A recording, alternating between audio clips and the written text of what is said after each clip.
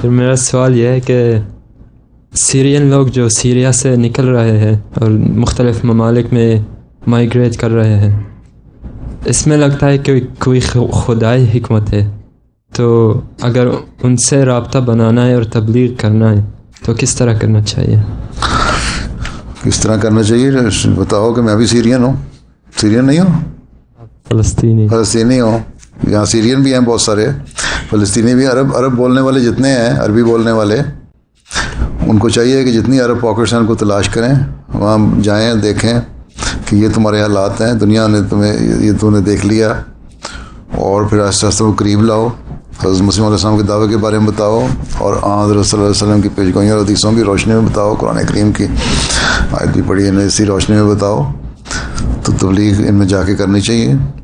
یہ موقع ملا ان کو، باہر آئے ہیں تو عرب جو آئے ہیں ان کو پیغام پہنچایا جائے، باقی زبردستی سے کسی سے نہیں کی جا سکتی. حضرت صلی اللہ علیہ وسلم کو بلے کا حکم تھا، یہ تو نہیں کہا تھا زبردستی. ٹھیک ہے نا؟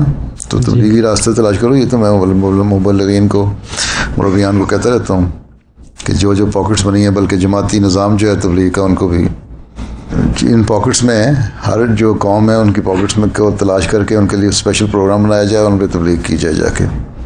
ٹھیک ہے؟ اس تبلیغ جو شعبہ تبلیغ ہے ان کو بھی میں کہتا ہوں یہی چیزیں.